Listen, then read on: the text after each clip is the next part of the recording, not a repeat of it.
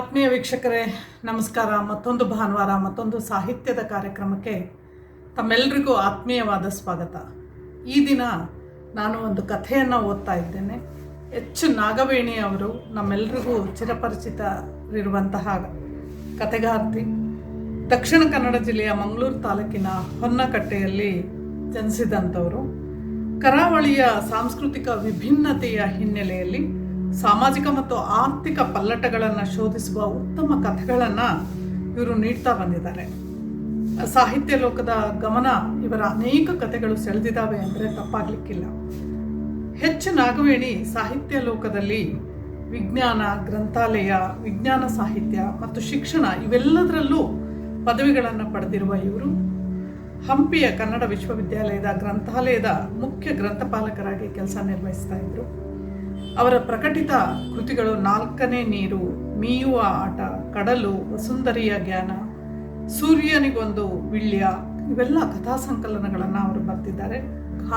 ಗಾಂಧಿ ಬಂದ ಕಾದಂಬರಿ, ಕೊಡಗಿನ ಗೌರಮ್ಮ, ನವೋದಯ ಕಥನಗಾರ್ತಿ ಗೌರಮ್ಮ, ರಂಗಸಂಪದ ಜೀವನ ಚಿತ್ರಗಳನ್ನು ಕೂಡ ಅವರು ಬರೆದಿದ್ದಾರೆ. ಅನೇಕ ವಿಮರ್ಶೆ ಗ್ರಂಥಗಳನ್ನು ಕೂಡ ಅವರು ಬರೆದಿದ್ದಾರೆ. ಅವರ ಒಂದು ಅತ್ಯಂತ ಪ್ರಮುಖವಾದಂತಹ ಕಥೆ ನಮ್ಮೆಲ್ಲರಿಗೂ ಗೊತ್ತಿರುವಂಥದ್ದು, ಭಾಳಷ್ಟು ಜನ ಕೇಳಿರ್ತೀರಿ ಅನ್ಕೋತೀನಿ, ಧಣಿಗಳ ಬೆಳ್ಳಿ ಲೋಟ ಅನ್ನುವಂತಹ ಕಥೆ ಅನೇಕ ವಿಮರ್ಶಕರನ್ನು ಗಮನ ಸೆಳೆದಿರುವಂತಹ ಕಥೆ ಇದು. ಭೂಮಾಲಿಕ ವರ್ಗ ಹೇಗೆ ತನ್ನ ಅಧಿಕಾರದ ಮೂಲಕ ತನ್ನ ಕೆಳವರ್ಗದ ಕೂಲಿಕಾರರನ್ನು ಶೋಷಿಸುತ್ತೆ ಎಂಬುದನ್ನು ನಾವು ಈ ಕಥೆಯಲ್ಲಿ ಕಾಣ್ಬೋದು. ಅಂತಹ ತಣ್ಣನೆಯ ಕ್ರೌರ್ಯಕ್ಕೆ ಬಲಿಯಾಗುವ ಚಿನ್ನಮ್ಮನ ಸಂಸಾರ, ಪ್ರಕೃತಿ ಮತ್ತು ಮನುಷ್ಯನ ಸಂಬಂಧ, ಸಿಕ್ಕ ಬೆಳ್ಳಿ ಲೋಟವನ್ನು ಮತ್ತೆ ಹೇಗೆ ಅವಳು ತನ್ನ ಕೋಪವನ್ನು ಈ ಸಮಾಜದ ಈ ಭೂಮಾಲೀಕರ ವಿರುದ್ಧ ತೀರಿಸ್ಕೊತಾಳೆ ಅನ್ನುವಂಥದ್ದು ಈ ಕಥೆಯ ಆಶಯ. ಈಗ ನಾನು ಓದ್ತಾ ಇರುವಂತಹ ಕಥೆ ಧಣಿಗಳ ಬೆಳ್ಳಿ ಲೋಟ. ಆ ಮಾನ್ಗೆಡಿ ಹೊಳೆಗೆ ಒಂದಿಷ್ಟು ಉಗುರೆಡೆ ಎಲ್ಲಾದರೂ ನಾಚಿಕೆ ಎಂಬುದಿದ್ದಿದ್ರೆ ಈ ಪರಿಯ ಬೈಗಳಿಗೆ ಅದು ತಟ್ಟನೆ ಇಂಗಿ ಹೋಗ್ತಿತ್ತೇನೋ, ಅಥವಾ ಸರ್ರೆಂದು ನುಗ್ಗಿ ಬಂದು ಆಕೆಯನ್ನು ನುಂಬಿಡ್ತಿತ್ತೋ ಏನೋ. ಅದೆಂಥದೂ ಇಲ್ಲದೆ ಅದು ಹೂದು ದಾಸಯ್ಯ ನನ್ನ ಬಾಲಕ್ ಇನ್ನಷ್ಟು ಶಂಕ ಎಂಬಂತೆ ಕಸ ಕಡ್ಡಿನ ಹೊತ್ತು ಹರಿಯುತ್ತಲೇ ಇತ್ತು ಅತ್ತ ಕಡಲತ್ತ.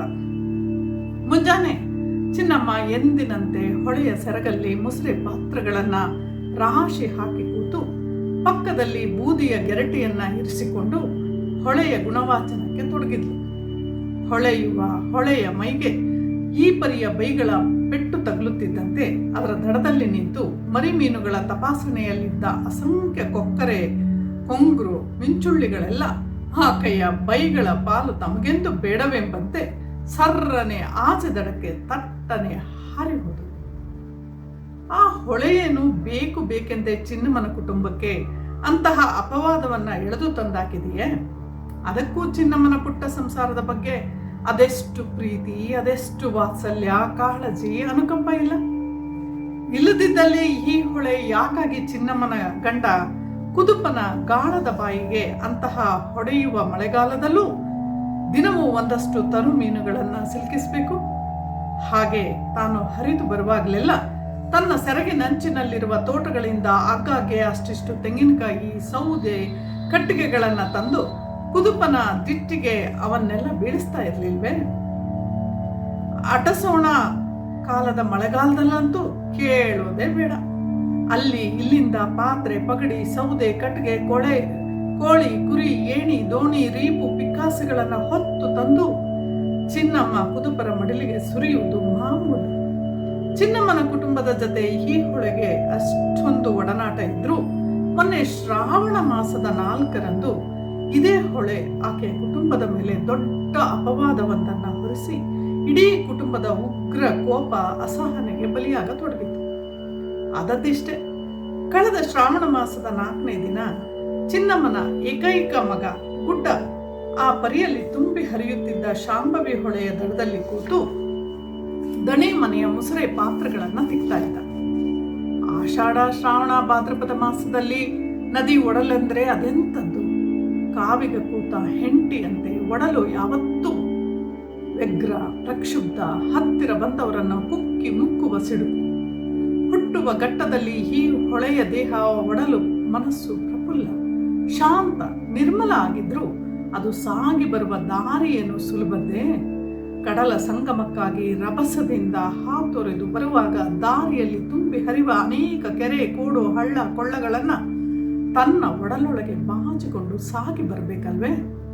ಇಂತಹ ವಿಕ್ಷಿಪ್ತ ಪರಿಸ್ಥಿತಿಯಲ್ಲಿ ಆ ಶಾಂಭವಿ ಹೊಳೆಗಿರ್ಬೇಕಾದ್ರೆ ಚಿನ್ನಮ್ಮನ ಮಗ 8 ವರ್ಷದ ಗುಡ್ಡ ದಣಿಗಳ ಮುಸುರೆ ಪಾತ್ರೆಯಲ್ಲಿ ಮರಿ ಮೀನುಗಳನ್ನು ಹಿಡಿಯುವ ಆಟ ಆಡ್ತಾ ತನ್ನದೇ ಲೋಕದಲ್ಲಿ ವಿಹರಿಸ್ತಾ ಪಾತ್ರೆ ಉಜ್ತಾ ಇದ್ದ. ನಿಜಕ್ಕೂ ದಣಿ ವೆಂಕಪ್ಪಯ್ಯನವರ ಮಾತಿನಂತೆ ಹೇಳೋದಾದ್ರೆ ಗುಡ್ಡ ಪಾತ್ರೆ ಉಜ್ತಾ ಇದ್ದಿದ್ದು ಹೊಳೆಯ ಸೆರಗಲ್ಲಿ ಅಲ್ವೇ ಅಲ್ಲ. ಆತ ಉಜ್ತಾ ಇದ್ದಿದ್ದು ವೆಂಕಪ್ಪಯ್ಯನವರ ತೆಂಗಿನ ತೋಟದ ಅಂಚಿನಲ್ಲಿ ಮಳೆಗಾಲದಲ್ಲಿ. ಈ ಹೊಳೆ ಆಡಿದ್ದೇ ಆಟ, ಹೂಡಿದ್ದೇ ಊಟ. ಮಳೆಗಾಲ ಬಂದ್ರೆ ಸಾಕು, ಈ ಬಿಕ್ನಾಸಿ ಹೊಳೆ ಊರಿಡೀ ತನ್ನ ಸೆರಗನ್ನೇ ಹಾಸ್ಬಿಡುತ್ತೆ. ಎಷ್ಟಗ್ಲ ಸೆರಗು ಹಾಸಿದ್ರೂ ಇನ್ನಷ್ಟು ದೂರಕ್ಕೆ ಹಾಸಬೇಕು ಅಂತ ಚಟ ಇದಕ್ಕೆ ಎಂದು ದಣಿಗಳು ಯಾವತ್ತೂ ಹೊಳೆಯನ್ನ ಮೂದಲಿಸುವುದು ಇದ್ದೇ ಇದೆ. ಹೊಳೆಗೂ ಬಾಯಿ ಏನಾದರೂ ಬರ್ತಾ ಇದ್ದಿದ್ರೆ, ಎಲ್ಲವೋ ಉಲುಮಾನವ ವೆಂಕಪ್ಪಯ್ಯ, ಸುತ್ತಲ ನಾಗೂರಲ್ಲಿರುವ ಯಾವನೇ ಶಾನುಭೋಗ ಉಗ್ರಾಣಿಯನ್ನಾದರೂ ಕರೆತಂದು ನನ್ನೆದುರು ಸರಪಳಿ ಎಳೆಸು, ಅವೆಲ್ಲವೂ ನನ್ನದಲ್ಲದಿದ್ರೆ ಕೇಳು ಮತ್ತೆ ಎಂದು ಮರು ಉತ್ತರ ಕೊಡ್ತಿದ್ದೇನೋ. ಬಾಯಿ ಇಲ್ಲದಿದ್ರೇನಂತೆ ಮಳೆಗಾಲ ಬಂದೊಡನೆ ಬರೀ ಕ್ರಿಯೆಯಲ್ಲಿಯೇ ತನ್ನ ವ್ಯಾಪ್ತಿ, ತನ್ನ ಪರಿಹಾರ, ತನ್ನ ಬಲ ಎಷ್ಟು ಅಂತ ದಣಿಗಳಿಗೆ ಮನವರಿಕೆ ಮಾಡ್ತಾ ಇತ್ತು. ಹೊಳೆಯ ಈ ಉಪಟಳ ತಾಳಲಾರದೆ ದಣಿಯವರು ಪ್ರತಿ ವರ್ಷ ಹೊಳೆ ಸೊರಗುವ ಕಾಲಕ್ಕೆ ತನ್ನ ಮೇಲುಸ್ತುವಾರಿಯಲ್ಲಿ ನದಿ ಸೆರಗನ್ನು ಒಂದಷ್ಟು ಅತ್ಲಾಗೆ ದೂಡುವಂತೆ ಪಾದೆಕಲ್ಲು, ಮುರುಕಲ್ಲಿನ ಗಟ್ಟಿಯ ಅಡಿಪಂಚಾಂಗ ಹಾಕಿಸಿ ನದಿಯ ಸೆರಗಿಗೂ ತೋಟಕ್ಕೂ 4 ಅಡಿ ಎತ್ತರಿಸಿದ್ದರೆ ಮುಂದಿನ ವರ್ಷ 5 ಅಡಿಗೆ ಎತ್ತರಿಕೆ. ಆದರೆ ಈ ಬಿರು ಬೇಸಿಗೆಯಲ್ಲಿ ನಿತ್ರಾಣ ಸ್ಥಿತಿಯಲ್ಲಿರುವ ಹೊಳೆಯಂತೂ ತನ್ನ ನಿಶಕ್ತ ಸ್ಥಿತಿಯಲ್ಲಿ ದಣಿಗಳ ಅಕೃತ್ಯವನ್ನು ಕಂಡೂ ಕಾಣದಂತೆ ಇತ್ತು. ಗದ್ದೆಯಲ್ಲಿ ಬಿತ್ತುವುದನ್ನು ಮರಳದೆಣ್ಣೆಯ ಮೇಲೆ ಬಿತ್ತಿದೆಯಲ್ಲವ ಮಾರಾಯ ಎಂದು ದಣಿಯವರ ಪೆದ್ದುತನದ ಬಗ್ಗೆ ಮನಸ್ಸಲ್ಲೇ ನಗುತ್ತಾ ಆ ಧರೆಯನ್ನು ಕೆಡವಲು ಹೊಂಚು ಹಾಕುತ್ತಿರುತ್ತದೆ. ಅನಾದಿ ಕಾಲದಿಂದಲೂ ಅಲ್ಲೇ ಇರುವ ಹೊಳೆಗೆಯನ್ನು ತಿಳಿದಿಲ್ವೇ? ಇವ ಧನಿಕ ಮಹಾಶಯ ತನ್ನ ಸೆರಗನ್ನೇ ಒತ್ತರಿಸಿಕೊಂಡು ತೋಟ ಮಾಡಿದ್ದಾನೆ ಎನ್ನುವ ಸತ್ಯ. ಅಂತೂ ಮಳೆಗಾಲ ಕಾಲಿಟ್ಟು ಆಟ ತಿಂಗಳ 4 ಜಡಿಮಳೆ ಹೊಡೆದ್ರೆ ಸಾಕು, ದಣಿಗಳು ಕಟ್ಟಿದ ಧರೆ ಬುಡದಿಂದಲೇ ಲಯ. ಹೊಳೆ ತಟ್ಟನೆ ದಣಿಯವರ ತೋಟದೊಳಗೆ ನುಗ್ಗಿ ಅದನ್ನಿಡೀ ಕಡಲು ಮಾಡಿ ಸೇಡು ತೀರಿಸಿಕೊಳ್ಳುತ್ತದೆ. ಹೀಗೆ ದಣಿ ಹಾಗೂ ಹೊಳೆಯ ನಡುವೆ ಇನ್ನೂ ಸಮರ ನಡೆಯುತ್ತಿದ್ದ ಆ ಶ್ರಾವಣ ಮಾಸದ ಮುಂಜಾನೆ ಬಾಲಕ ಗುಡ್ಡ ತೋಟದ ಅಂಚಲ್ಲಿ ಕೂತು ಬೂದಿಯಿಂದ ತಿಕ್ಕಿದ ಪಾತ್ರಗಳನ್ನು ಹೊಳೆಯ ನೀರಲ್ಲಿ ಜಾಲಾಡಿಸುತ್ತಿದ್ದ. ಹೊಳೆಯ ನೀರು ವಾರಗಟ್ಟಲೆ ಅಲ್ಲೇ ನಿಂತು ದಣಿಗಳ ತೋಟದ ಅಂಚು ತುಳುವ ಹಲಸಿನಂತೆ ಮೆತ್ತಗಾಗಿದೆ ಎಂಬುದು ಆ ಪುಟ್ಟ ಬಾಲಕನಿಗೆ ಅದು ಹೇಗೆ ತಿಳಿದಿತ್ತು? ಹಿಂದಿನ ರಾತ್ರಿ ಊರ ವಿಷ್ಣುಮೂರ್ತಿ ದೇವಳದಲ್ಲಿ ನಡೆದ ಹರಿಕಥಾ ಕಾಲಕ್ಷೇಪದಲ್ಲಿ ಹರಿದಾಸರು ಹೇಳಿರುವ ಉಪಕಥೆಗಳನ್ನು ನೆನಪಿಸಿಕೊಂಡೇ ನಗುತ್ತಾ ಪಾತ್ರೆ ಬೆಳಗುತ್ತಿದ್ದ ಆ ಬಾಲಕನಿಗೆ ಕಾಲಡಿಯ ಮಣ್ಣು ಕುಸಿಯಬಹುದೆನ್ನುವ ಅಂದಾಜು ಕೂಡ ಇರಲಿಲ್ಲ. ಕಾಲಡಿ ಮಣ್ಣು ಮೆಲುವಾಗಿ ಕುಸಿದು ಹೊಳೆಗೆ ಜಾರಿತು. ಕ್ಷಣ ಮಾತ್ರದಲ್ಲಿ ಗುಡ್ಡನ ಜೊತೆ ದಣಿಗಳ ಮನೆಯ ಪಾತ್ರೆ, ಸೌಟು, ಕೊಳಗ, ತಪ್ಪಲೆ ಎಲ್ಲ ನೀರು ಪಾಲಾದವು. ಗುಡ್ಡನೇನು ಸಾಮಾನ್ಯದ ಪೂರನೆ, ಆತನ ಈಜಿಗೆ ಮೀನುಗಳೇ ನಾಚಬೇಕು. ಈಜಿ ಮೇಲೆ ಬಂದವ ನೀರ ಧಾವಿಸಿದ್ದು ಅಪ್ಪ ಕುದುಪನಂತ. ಧಣಿಗಳ ತೋಟದಲ್ಲಿ ತೆಂಗಿನ ಬುಡ ಬಿಡಿಸುವ ಕಾಯಕದಲ್ಲಿ ಮಗ್ನ ಆಗಿದ್ದ ಕುದುಪನಿಗೆ ಮಗನ ಮಾತು ಕೇಳಿ ಎದೆ ಬಡಿತ ಸ್ತಬ್ಧಗೊಂಡಂತಾಯ್ತು. ಬಂದು ನೋಡುತ್ತಾನೇನು, ಮುಸುರೆ ಪಾತ್ರಗಳೆಲ್ಲ ಹೊಳೆಯ ಪಾಲಾಗಿವೆ. ಧಣಿಗಳೇನಾದರೂ ಈ ಸುದ್ದಿ ತಲುಪಿದರೆ ಅವರ ಸಿಟ್ಟಿನ ಭರಕ್ಕೆ ತಾವೆಲ್ಲರೂ ಹೊಳೆ ಪಾಲಾಗುವುದು ಖಂಡಿತ ಎಂದು ಆಲೋಚಿಸಿದ್ದವನೇ ಥಟ್ಟನೆ ಮೈ ಮೇಲಿನ ಬಟ್ಟೆ ಬರಗಳನ್ನೆಲ್ಲ ಜಾರಿಸಿ ಅತ್ತೆಸೆದು ಕೋಮಣಾಲಂಕೃತನಾಗಿ ಹೊಳೆಯಲ್ಲಿ ಮುಳುಗಿ ನೆಲ ಕಚ್ಚಿರುವ ಪಾತ್ರಗಳಿಗಾಗಿ ಜಾಲಾಡತೊಡಗಿದ್ದ. ಕುಸಿದ ಮಣ್ಣಡಿಯಲ್ಲಿ ಸಿಗುವಷ್ಟು ಪಾತ್ರಗಳು ಸಿಕ್ಕವು, ಇನ್ನೆಷ್ಟು ಪಾತ್ರಗಳು ಸಿಗಬೇಕು? ಕುದುಪನಿಗೆ ಅಂದಾಜಿಲ್ಲ. ಮುಸುರೆ ಪಾತ್ರಗಳ ಒಡೆಯ ಮಗನನ್ನು ಕೇಳಿದರೆ ಆತ ತೋರು ಬೆರಳನ್ನು ಬಾಯೊಳಗಿರಿಸಿಕೊಂಡು ಮೌನ ಮುದ್ರೆಯಲ್ಲಿದ್ದಾನೆ. ಹೇಗೂ ಚಡ್ಡಿ ಒದ್ದೆ ನೀರಾಗಿದೆ, ಮತ್ತೊಮ್ಮೆ ತಾನು ಈ ತುಂಬಿದ ಹೊಳೆಯಲ್ಲಿ ಏಕೆ ಈಜಬಾರದು? ಅಪ್ಪನಲ್ಲಿ ಕೇಳೋದೋ ಬಿಡೋದು ಎಂಬ ಯೋಚನೆಯಲ್ಲಿದ್ದ ಗುಡ್ಡ. ಏಯ್ 3 ಕಾಸಿನ ಹಡಬೆ, ಇಷ್ಟೇನ ಪಾತ್ರೆ? ಇನ್ಯಾವುದಾದ್ರೂ ಮುಳುಗಿದ್ಯಾ ಅವನ ಪ್ರಶ್ನೆಗೆ ಮಗ ಯೋಚನೆಯ ಕೋಟೆಯಿಂದ ಹೊರಬಂದ. ಮಗ ಗುಡ್ಡನಿಗೆ ಇನ್ಯಾವ ಪಾತ್ರೆಗಳು ನೆನಪಿಗೆ ಬರ್ತಾ ಇಲ್ಲ. ಮಾಮೂಲಾಗಿ ದಿನವೂ ಇರುವಂತಹ 2 ಕಂಚಿನ ಕೊಳಗ, 2 ಹಿತ್ತಾಳೆ ಗಿಂಡೆ, 10 ಹಿತ್ತಾಳೆ ಲೋಟ, 2 ಚೊಂಬು, 6 ಮರದ ಸೌಟು, 2 ಹಿತ್ತಾಳೆ ಸೌಟು, 10 ಕಂಚಿನ ಬಟ್ಲು, 8 ಹಿತ್ತಾಳೆ ತಟ್ಟೆ, 1 ಬಾಣಲೆ, ಇವೆಲ್ಲನೂ ಇದೆ. ಮತ್ತೆ ಅದು ಕಾಣಿಸ್ತಿಲ್ಲ. ಮಗ ಗುಡ್ಡನಿಗೂ ತಿಳಿತಿಲ್ಲ, ಅಪ್ಪನಿಗೂ ಅಷ್ಟೆ. ಅಪ್ಪ ಮಗನನ್ನು ಅದೆಷ್ಟು ಕಾಣಿದ್ರು ಬೇಡಿದ್ರು ಬಾಲಕ ಗುಡ್ಡನಿಗೆ ಉತ್ತರಿಸಲು ಕಿವಿ ಬಾಯಿ ಏನೂ ತೋಚುತ್ತಿಲ್ಲ. ಧಣಿಯವರ ಒಡತಿ ದಿನವೂ ಹೊರಗೆ ಸುರಿಯುವ ಮುಸುರೆ ಪಾತ್ರೆಗಳನ್ನು ಹೊತ್ತು ತಂದು ಅದನ್ನು ಉಜ್ಜುವುದಷ್ಟೇ ಆತನ ಕೆಲಸ. ಎಷ್ಟು ಪಾತ್ರೆ, ಯಾವುದು, ಏನು, ಎತ್ತ, ಯಾಕಿಷ್ಟು ಎಂದು ವಿಚಾರಿಸಿದರೆ ಧಣಿ ಪತ್ನಿಗೆ ಮಜ್ಜಿಗೆ ಕಡಿಯುವ ಕಡಗೋಲಲ್ಲೇ ತಲೆ ಸೀಳಿಬಿಟ್ಟಾರು. ಅಪ್ಪನ ಕಾಡುವಿಕೆಗೆ ಕೊನೆಗೂ ಯೋಚಿಸಿ ಹಣ್ಣಾದ ಗುಡ್ಡನಿಗೆ ತಟ್ಟನೆ ನೆನಪಿಗೆ ಬಂದದ್ದು ಆ ಬೆಳ್ಳಿ ಲೋಟ. ಮುಂಜಾನೆ ರೇಜಿಗೆ ಹಿಡಿಸುವಷ್ಟು ಭಾರಿ ಸಲ ಧಣಿ ಪತ್ನಿಯವರು, ಈ ಬೆಳ್ಳಿ ಲೋಟ ಜಾಗ್ರತೆ ಮಾರಯ್ಯ, ನನ್ನ ಮದುವೆಯಲ್ಲಿ ನನ್ನಪ್ಪ ಕೊಟ್ಟಿದ್ದು, ಅಪ್ಪಯ್ಯ ಕುಡ್ಲದ ರಥ ಬೀದಿಯಲ್ಲಿರುವ ನರಸಿಂಹಾಚಾರಿಯಲ್ಲಿ ಮಾಡಿದ್ದು, ಅದರ ಮೈಮೇಲಿನ ಹೂಬಳ್ಳಿಯನ್ನ ಈ ಕಾಲದಲ್ಲಿ ಯಾವ ಆಚಾರಿ ತಾನೇ ಮಾಡಿಯಾನು ಎಂದು ಹೇಳಿಯೇ ಮುಸುರೆ ಪಾತ್ರೆ ಜೊತೆಗೆ ಅದನ್ನೂ ಸೇರಿಸಿ ಇಟ್ಟಿದ್ದನ್ನು ಗುಡ್ಡ ಇದೀಗ ನೆನಪಿಸ್ಕೊಂಡ. ಆದ್ರೇನು ಆತ ನೆನಪಿಸ್ಕೊಂಡದ್ದೇ ಬಂತು. ಅದೆಷ್ಟು ಬಾರಿ ಇದೀಗ ನೆನಪಿಸಿಕೊಂಡ, ಆದರೆ ಅದೆಷ್ಟು ಬಾರಿ ಕುದುಪ ಹೊಳೆಯೊಳಗೆ ಮುಳುಗಿ ಮೇಲೆದ್ರು ಬೆಳ್ಳಿ ಲೋಟ ಬಿಟ್ಕೊಡ್ತಾ ಇಲ್ಲ. ಅಂತೂ ಬೆಳ್ಳಿ ಲೋಟ ಹೊಳೆಯ ಒಡಲಿನಿಂದ ಹೊರಬರಲಿಲ್ಲ. ಅಪ್ಪ ಮಗ ಇಬ್ರು ಆಗ ತಾನೇ ಅಲ್ಲಿಗೆ ಬಂದ ಚಿನ್ನಮ್ಮನ ಜೊತೆ ಸೇರಿ ಸಾಕಷ್ಟು ಕಣ್ಣೀರನ್ನ ಹೊಳೆಯ ನೀರಿಗೆ ಸೇರಿಸಿದ್ರು. ಹೊಳೆಯಿಂದ ಬಂದ ಉತ್ತರ ಒಂದೇ, ಬೆಳ್ಳಿ ಲೋಟ ಇಲ್ಲ ಅಂತ. ಭೂಮಿ ಆಕಾಶ ಒಂದಾಗುವಂತೆ ಮತ್ತೆ ಮಳೆ ಜಡಿಯತೊಡಗಿದಾಗ ಕುದುಪ ಅಸಹಾಯಕನಾಗಿ ದಣಿಗಳ ಅಂಗಳಕ್ಕೆ ಬಂದು ಬೆಳ್ಳಿ ಲೋಟದ ವಿಷಯ ತಲುಪಿಸಿದ್ದ. ಮಳೆಯ ಆರ್ಭಟದ ಜೊತೆ ದಣಿಯರ ಆರ್ಭಟವೂ ಏರಿತು. ಆ ಆರ್ಭಟದ ಜೊತೆಗೆ ಕುದುಪನ ಕುಟುಂಬವೇ ಬೆಳ್ಳಿ ಲೋಟವನ್ನು ಲಪ್ಟಾಯಿಸಿತ್ತು ಎಂಬ ಅಪವಾದವೂ ಬೀಸಿ ಬಂದು ಕುದುಪ ಧಣಿಗಳ ಕೈಕಾಲು ಹಿಡಿದು ನಡೆದ ನಿಜಸ್ಥಿತಿ ವಿವರಿಸಿದರೂ ಅವರು ಒಪ್ಪಲೊಲ್ಲರು. ಧಣಿಯವರು ಎಂದಾದರೂ ಒಕ್ಕಲ ಮಕ್ಕಳನ್ನು ನಂಬಿದ್ದುಂಟೆ? ಇದೆಲ್ಲ ಸಾಕ್ ಮಾರಾಯ, ಯಾವತ್ ನಮ್ಮ ಮುಸುರೆ ಪಾತ್ರೆಗಳನ್ನು ನುಂಗದ ಹೊಳೆ ಇವತ್ತು ನನ್ನಪ್ಪ ಮದುವೆಯಲ್ಲಿ ಕೊಟ್ಟ ಬೆಳ್ಳಿ ಲೋಟ ನುಂಗ್ತಾ ಎಂದು ಒಳಮನೆಯ ದಾರಂದಕ್ಕೆ ಆತು ನಿಂತು ಧಣಿ ಪತ್ನಿಯವರು ಚೀರಿದಕ್ಕ ಕುದುಪನ ಬಾಯಿ ಕಟ್ಟಿ ಹೋಗಿತ್ತು. ದಣಿಗಳು ಗುಡ್ಡನ ಬಾಯಿ ಬಿಡಿಸಲು ಆತನ ಮೈ ಮೇಲಿನ ಚರ್ಮ ಸುಲಿಯುವುದೊಂದೇ ಬಾಕಿ. ಅಂಗಳದ ಹೊಂಗಾರೆ ಮರಕ್ಕೆ ಆತನನ್ನು ಬಿಗಿದು ಆ ಮಳೆಯಲ್ಲೇ ತೆಂಗಿನ ಕೊತ್ತಳಿಗೆಯಿಂದ ಬಡಿದರು. ಚಿನ್ನಮ್ಮನಿಗೆ ತನ್ನ ಕರುಳ ಕುಡಿಯ ಚೀರಾಟ ನರಳಾಟ ನೋಡಲಾಗಲಿಲ್ಲ. ತಟ್ಟನೆ ನಮ್ಮೂರ ಕೊಡ್ಬಬ್ಬು ದೈವದ ಆಣೆ ಇದೆ, ಇನ್ನು ನನ್ನ ಮಗನ ಮೇಲೆ ಕೈ ಮಾಡ್ದಲ್ಲಿ ಅಂತ ಅಸಹಾಯಕತೆಯಿಂದ ಕಿರ್ಚುತ್ತಾ ಧಣಿಗಳ ಕಾಲಿಗಡ್ಡ ಬಿದ್ದು ತಾನು ಆ ಬೆಳ್ಳಿ ಲೋಟದ ಹಣವನ್ನ ವರ್ಷಾನುಗಟ್ಟಲೆ ಪಡಿಯಿಲ್ಲದೆ ನಿಮ್ಮಲ್ಲಿ ದುಡಿದು ತೀರಿಸ್ತೇನೆ ಅಂತ ಅಳ್ತಾ ಬೇಡ್ಕೊಂಡು ಧಣಿಗಳ ಕೈಯಿಂದ ಕೊತ್ತಳಿಗೆ ಕೆಳಗುರುಳಿದು ಮುಂದಿನ 3 ಬೇಸಿಗೆಯವರೆಗೆ ಚಿನ್ನಮ್ಮನ ದುಡಿತಕ್ಕೆ ಪಡಿಯಿಲ್ಲ ಎಂಬ ಕರಾರಿನನ್ಮಯ ಗುಡ್ಡ ಬಂಧಮುಕ್ತನಾದ. ಧಣಿಗಳ ಬೆಳ್ಳಿ ಲೋಟವನ್ನು ಎಂದು ಆ ಹೊಳೆ ನುಂಗಿತ್ತೋ ಅಂದಿನಿಂದ ಚಿನ್ನಮ್ಮ ಒಂಥರ ಹುಚ್ಚಳಾಗಿದ್ದಾಳೆ. ಆ ಘಟನೆ ನಡೆದು ಇಂದಿಗೆ 9 ಮಾಸಗಳು ಉಳ್ಳಿವೆ. ಬೆಂಕಿಯುಗುಳವ ವೈಶಾಖ ಮಾಸ ಕಾಲಿಟ್ಟಿದೆ. ಇಂದು ವೈಶಾಖ ಮಾಸದ 3ನೇ ದಿನ. ಮುಂಜಾನೆ ಚಿನ್ನಮ್ಮ ಎಂದಿನಂತೆ ಹೊಳೆ ಅಂಚಿನಲ್ಲಿ ಕೂತು ಪಾತ್ರೆ ತಿಕ್ತಾ ಹೊಳೆಯ ಮನೆ ಹಾಳು ಬುದ್ಧಿಯನ್ನು ನಿಂದಿಸ್ತಾ ಇದ್ದಾಳೆ.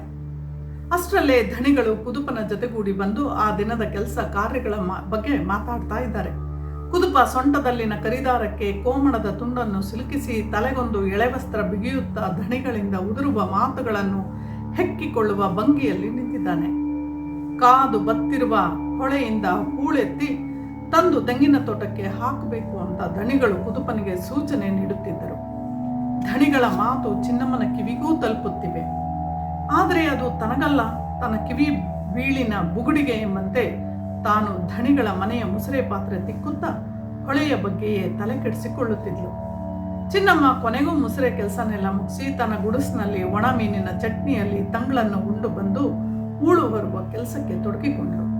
ಸುಡುವ ಸೂರ್ಯನಡಿ ಹೂಳೆತ್ತುತ್ತಾ ತಾನು ಕರಟುತ್ತಿರುವಾಗ ತೋಟದ ನೆರಳಲ್ಲಿ ಕುಳಿತು ಧಣಿಯವರು ಕೊಡುವ ಸೂಚನೆಗಳಿಂದ ಚಿನ್ನಮ್ಮನ ಸಿಟ್ಟಿನುರಿಗೆ ಮತ್ತಷ್ಟು ತುಪ್ಪ ಸುರಿದಂತಾಗಿತ್ತು.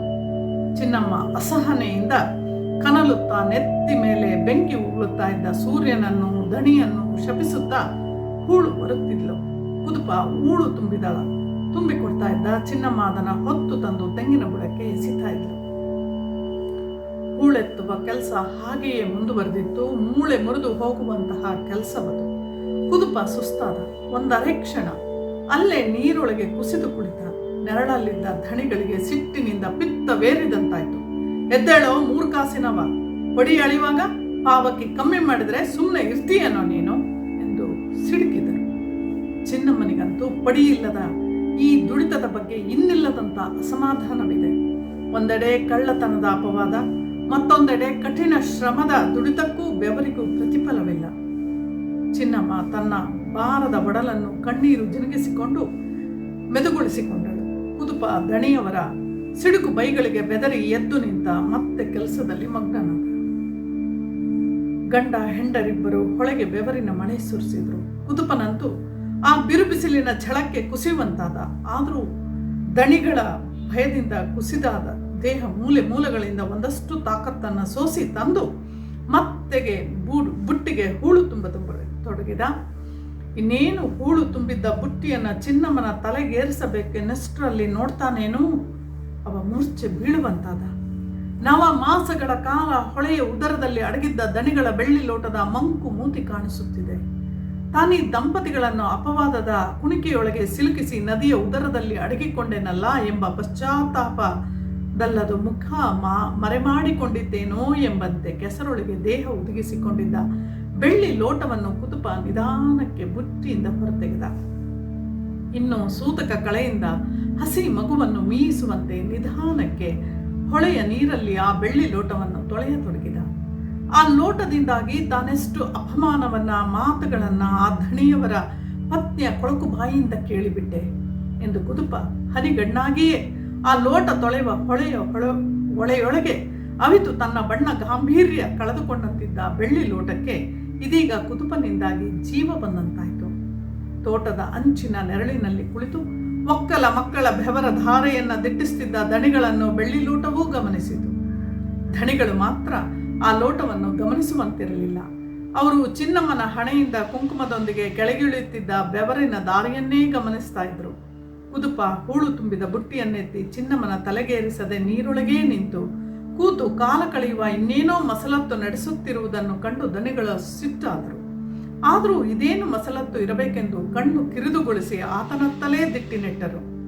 ಕುದುಪ ಯಾವುದೋ ಒಂದು ಕುಲಗೆಟ್ಟ ಲೋಟವನ್ನು ನೀರೊಳಗೆ ಅದ್ದಿ ತೆಗೆದು ಮಣಗಟ್ಟಲೆ ಕೊಳೆಗಟ್ಟಿದ್ದ ತನ್ನ ಎಲೆ ವಸ್ತ್ರದಲ್ಲಿ ಒರೆಸಿ ಚಿನ್ನಮ್ಮನ ಕೈಗೆ ಕೊಡುವುದನ್ನು ದಣಿಗಳು ಮೌನವಾಗಿ ದಿಟ್ಟಿಸಿದರು. ಮಾನಗೆಟ್ಟ ಈ ಹುಚ್ಚು ಹೊಳೆ ಯಾವುದೋ ಮಳೆಗಾಲದಲ್ಲಿ ಯಾರದೋ ಮನೆಯ ಮಠ ಮುಳುಗಿಸಿ ಹೊತ್ತು ತಂದಿರುವ ಲೋಟವಿರಬೇಕೆಂದು ಯೋಚಿಸಿದರು ದಣಿಗಳು. ಆ ಹಾಳು ಲೋಟದ ಜಗತ್ತಲ್ಲೇ ಮುಳುಗಿ ಹೋದ ಗಂಡ ಹೆಂಡಿರ ಚಲನವಲ್ಲವನ್ನು ಕಿರಿದು ಕಣ್ಣಿಂದ ಮತ್ತಷ್ಟು ಗಮನಿಸತೊಡಗಿದರು. ನಿಧಾನಕ್ಕೆ ಕೂತಲ್ಲಿಂದ ಎದ್ದು ಬಂದರು. ಹಾಗೆ ಸದ್ದಿಲ್ಲದೆ ಬಂದ ಧಣಿಗಳು ನೆರಳಲ್ಲಿ ನಿಂತು ತನ್ನೆದುರು ನಡೆಯುತ್ತಿದ್ದ ವ್ಯಾಪಾರವನ್ನು ಕಿರುಗಣ್ಣಿನಿಂದ ಗಮನಿಸುತ್ತಿದ್ದಂತೆ ಅವರ ಎದೆಯ ಬಡಿತದ ಲಯ ತಪ್ಪತೊಡಗಿತು. ಅವರ ಒಡಲು ಸಮಸ್ತ ವ್ಯವಹಾರಗಳು ಒಂದರಗಳಿಗೆ ಸ್ತಬ್ಧವಾದಂತಾಯಿತು. ಚಿನ್ನಮ್ಮ ತನ್ನ ಕೈಯಲ್ಲಿದ್ದ ಆ ಲೋಟ ತಿರುಗಿಸುತ್ತಿದ್ದಂತೆ ಅವರನ್ನೇ ಆಕೆ ತಿರುಗಿಸಿದಂತಾಯಿತು. ಕಂಠದಲ್ಲಿ ಬಳ್ಳಿ ಬಿಟ್ಟ ಆ ಬೆಳ್ಳಿ ಲೋಟ ದಣಿಯವರಿಗೆ ನಿಧಾನಕ್ಕೆ ತನ್ನ ಪರಿಚಯ ಮಾಡಿಸತೊಡಗಿತ್ತು. ಹೌದು, ಅದೇ ಬೆಳ್ಳಿ ಲೋಟ. ಅದರ ಕಂಠ 7 ಎಸಳುಗಳ ದೊಡ್ಡ ಹಾವಿನಂತಿದೆ. ಧಣಿಗಳಿಗೆ ಲೋಟದ ಪರಿಚಯ ಪೂರ್ಣವಾಯಿತು. ಎಷ್ಟೆಂದರೂ ಕಳೆದ 40 ವಸಂತಗಳಿಂದ ಆ ಬೆಳ್ಳಿ ಲೋಟ ಧಣಿಗಳ ಒಡನಾಟದಲ್ಲಿ ಅಲ್ಲವೇ ಇದ್ದದ್ದು. ಆ ಧಣಿಗಳ ದಾಂಪತ್ಯ ಜೀವನದ ಎಲ್ಲ ಪ್ರಮುಖ ಹಂತಗಳಲ್ಲೂ ಅದು ಮೂಕಸಾಕ್ಷಿಯಾಗಿಲ್ಲವೇ? ಧಣಿಗಳು ಆ ಬೆಳ್ಳಿ ಲೋಟವನ್ನೇ ದಿಟ್ಟಿಸಿದರು. ಚಿನ್ನಮ್ಮಳು ಲೋಟವನ್ನು ಹಾಗೇ ತಿರುಗಿಸಿಯೇ ನೋಡುತ್ತಲೇ ಅದರ ಪರಿಚಯ ಮಾಡಿಕೊಂಡಳು. ಆಕೆಯು ಆ ಬೆಳ್ಳಿ ಲೋಟವನ್ನು ಅದೆಷ್ಟು ಬಾರಿ ನೊರೆಕಾಯಿಂದ ಮೀಸಿಲ್ಲ. ಹಾಗೆ ಮೀಸುಬಾಗಲೆಲ್ಲ ಅದರ ಮೈ ಮೇಲೆ ಬಿಟ್ಟಿರುವ ಬಳ್ಳಿಯ ಚಂದವನ್ನು ಅದೆಷ್ಟು ಬಾರಿ ಧಣಿಪತ್ನಿಯವರಲ್ಲಿ ಹೊಗಳಿಲ್ಲ. ಹೌದು, ಅದೇ ಕಂಠದಲ್ಲೆಲ್ಲ ಬಳ್ಳಿ ಬಿಟ್ಟ ಚಂದದ ಲೋಟ ಚಿನ್ನಮ್ಮನಿಗೆ. ಆ ಲೋಟವನ್ನು ಅದೆಷ್ಟು ನೋಡಿದರೂ ಸಾಲದು. ಧಣಿಗಳಿಗೆ ಕಾಣುವಂತೆಯೇ ಎತ್ತರಿಸಿ ಹಿಡಿದು ನೋಡಿಯೇ ನೋಡಿದಳು. ಕುದುಪನು ಆ ಬೆಳ್ಳಿ ಲೋಟವನ್ನೇ ಗಮನಿಸುತ್ತಿದ್ದ.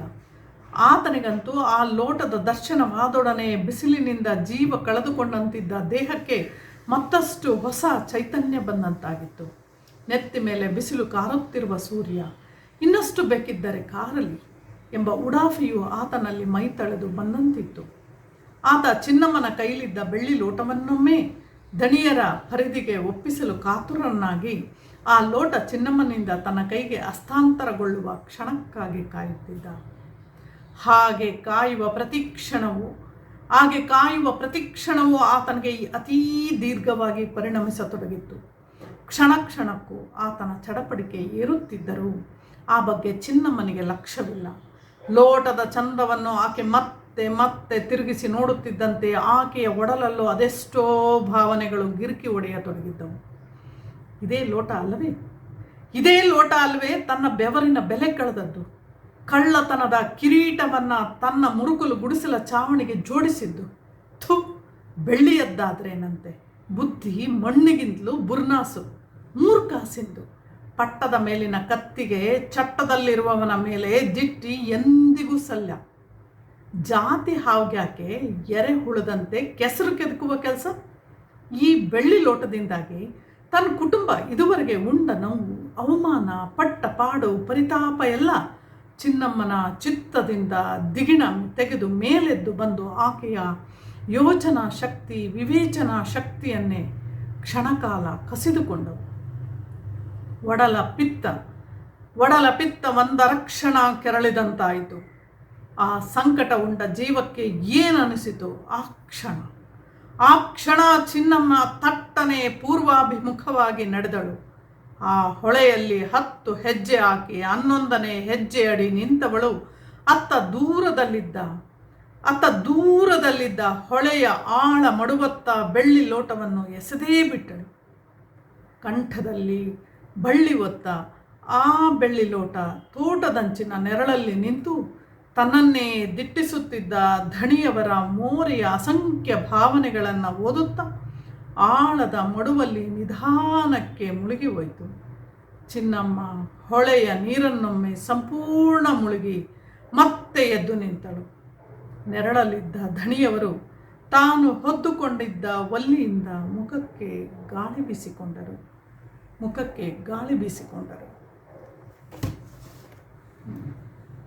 ಧನ್ಯವಾದ. ಇದು ಈ ಹೊತ್ತಿನ ಕತೆ. ಕೇಳಿದ್ರಿ ಅಲ್ವಾ?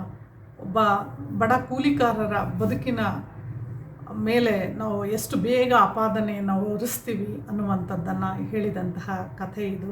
ಅದನ್ನು ಹೇಗೆ ಚಿನ್ನಮ್ಮ ಮೆಟ್ಟಿ ನಿಲ್ತಾಳೆ ಅನ್ನುವಂಥದ್ದನ್ನು ನಾವು ಗಮನಿಸಬೇಕು.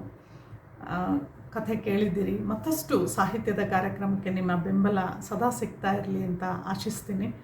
ಯಾರ್ಯಾರು ನಮ್ಮ ಚಾನಲ್ಗೆ ಸಬ್ಸ್ಕ್ರೈಬ್ ಆಗಿಲ್ಲ, ಸಬ್ಸ್ಕ್ರೈಬ್ ಆಗೋದ್ರ ಮೂಲಕ ನಮ್ಮ ಈ ಸಾಹಿತ್ಯದ ಪಯಣಕ್ಕೆ ಜೊತೆಯಾಗಿ ಅಂತ ಕೇಳ್ಕೊತೇನೆ. ನಮಸ್ಕಾರ.